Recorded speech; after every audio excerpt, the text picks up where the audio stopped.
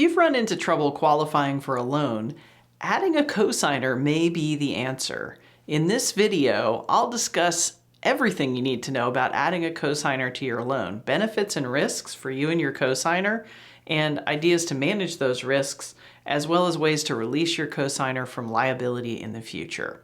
When you apply for a loan, your lender will assess your income, your assets, and your credit history. If your credit could use a little work, adding a cosigner isn't going to help. Lenders use the worst case credit between you, your cosigner, and anybody else on your mortgage. If you're short cash, you could add a cosigner, but there are simpler ways to bring outside funds into a transaction. A gift, for example, would require less paperwork and hassle. But if where you need a leg up is in showing sufficient income to qualify for the loan, that's where adding a cosigner can help. If your cosigner will be living with you, they're not actually a cosigner, they're really just a co-buyer. So when we talk about cosigning and lending, a cosigner is someone who won't move in, what lenders call a non-occupying co-borrower, someone who's willing to sign on your loan but won't be living with you. The amount you can qualify to borrow on a loan is based on the ratio of your monthly debt to your monthly income. This is called, not very creatively, your debt to income ratio. Every single loan program has a maximum permitted DTI, and it's worth noting, just based on the timing of this video, that in early 2023, Fannie Mae tightened their DTI requirements for a lot of their popular loan options. So if your DTI is too high for whatever loan option it is you want, your loan won't be approved. And adding a cosigner can allow us to potentially fix this. We combine your income with your cosigner's income. We add your cosigner's debt with your debt, and we calculate a blended debt to income ratio. If the loan you want allows a blended DTI, a cosigner could bring things into line and help get your loan approved. Now, not every loan does allow a blended DTI or a cosigner. Conventional conforming FHA and VA loans do, although VA loans with a cosigner are a little unusual, follow some special rules, and although VA loans are usually at zero down, VA loans with a non-occupying cosigner do require a down payment. The USDA Rural Home Loan Program doesn't allow cosigners. All borrowers on a USDA loan have to live in the property. And jumbo loans, those are the ones that are over Fannie Mae loan limits, are a little bit of a mixed bag.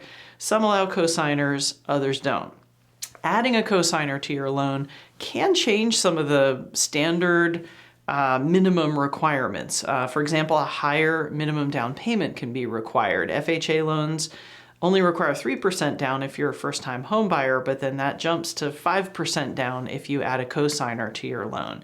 And if you hope to buy a duplex using an FHA loan, the down payment requirements change a lot. The minimum down payment is just 3.5% without a cosigner, but 25% with a cosigner. And jumbo loans often shift their guidelines as well. They may require a higher minimum down payment from your own cash before a gift is permitted, or a higher minimum credit score. And there are also restrictions on who's allowed to cosign for you. Jumbo and FHA loans in general require that your cosigner be a family member, and that can be by blood, marriage, adoption, or legal guardianship. FHA loans do make an exception. You can have a friend cosign if you put 25% down, but there really aren't a lot of times when it makes sense to put 25% down on an FHA loan. So if your cosigner isn't a family member, conventional loans are probably the way to go. They're way more generous. A friend's allowed to cosign for you as long as they're not also party to the transaction. They can't be the seller, the builder, or say your real estate agent. Your cosigners are going to be along for the ride with you, doing exactly the same things you do through the home purchase and loan process. They'll apply and provide complete income, asset, and credit information. When you write your offer, they're going to sign all the same paperwork that you sign. If your real estate broker forgets to include them on the initial purchase agreement, they'll be added on with an addendum later. And then at closing, they're going to sign all the same closing documents you do, with one possible exception. It's really up to you and your cosigner if your cosigner is going to sign the deed and take ownership with you. From your lender's perspective, you and your cosigner are really equal. You're both on the hook for the whole loan. Lenders call this being jointly and severally liable. If you don't pay, your cosigner is legally responsible for the whole payment and the whole mortgage. And this makes sense if you stop to think about it for a minute. A lender can't foreclose on half a house. So the whole house, the whole loan, the whole payment is what your cosigner is cosigning for. And your mortgage is going to show up on your cosigner's credit report. If you're paying your payment as agreed, this isn't anything to be too worried about. Your cosigner's credit won't be harmed, and it might even see a little bit of a boost. A good payment history on a mortgage is a positive thing for a credit report. But if you pay a late payment for purposes of credit reporting is something that was paid outside of 30 days of the due date. Let me say that again. You're on time for credit score purposes as long as you pay within 30 days of your due date. So if you miss a payment or you pay 30 days late, you're going to do significant damage to your cosigner's credit. Don't do that.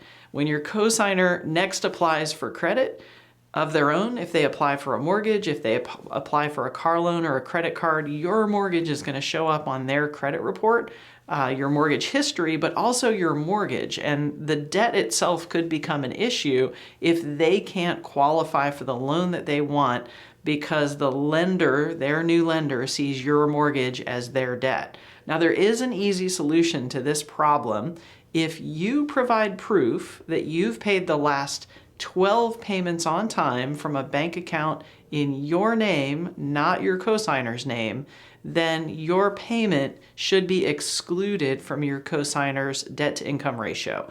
The mortgage term for this is what we call a contingent liability, a debt that the cosigner only has to pay if you don't. If you prove that you've paid the loan, rules on most loans allow the payment to be completely ignored. So be a team player. Make sure you keep good records of your payments, and if your cosigner needs them for their own mortgage, share them when requested. And it is important to know this trick only works after you've paid a year of payment. So if your cosigner has plans to purchase a place of their own within 12 months of your purchase date, it is really important they understand that your debt is going to be part of their debt-to-income ratio for that first year. Cosigning takes a ton of trust, but no matter how much your cosigner trusts you, they're still taking a risk. So a great way to manage this risk is to create a cosigner agreement. A cosigner agreement won't have any bearing on the lender. It's between you and your cosigner. The lender is still going to view you as both being liable for the mortgage, but a cosigner agreement is enforceable between you and your cosigner. So it's a great way to reinforce the trust and set expectations. Offering a cosigner agreement that has protections for your cosigner, things like maybe the right to track payments or a request for you to set up an automatic debit so you wouldn't miss a monthly payment, could really help a potential cosigner feel more comfortable and agree to sign on the dotted line for you. And your agreement may include a requirement to remove your cosigner from liability at some point in the future. You may just want to do this on principle.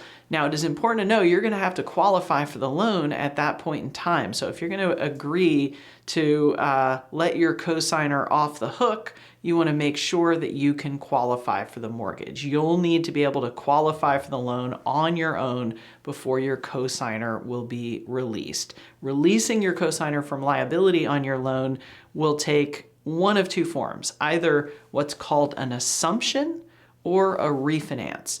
An assumption is a process by which your existing lender will approve you to assume responsibility for your existing loan.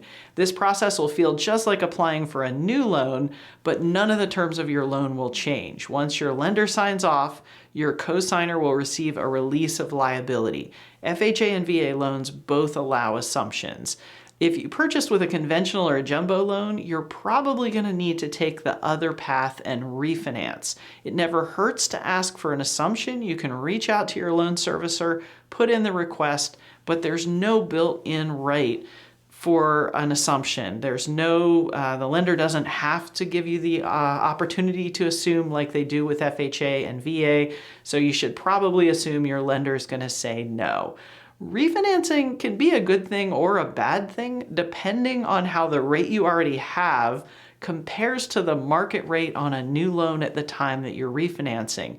If you have a fantastic interest rate locked in and rates are higher, this could be super unappealing, but if rates are in a good place, you could actually benefit from a lower rate and payment at the same time that you're removing your cosigner from liability on your loan. It can be kind of a win-win. If you're hoping to buy a home but feeling stuck because you think you might need a cosigner, just don't overthink things. Take things a step at a time. Use the link below to schedule a call. I'd be happy to help you start brainstorming. Thanks so much for watching this video.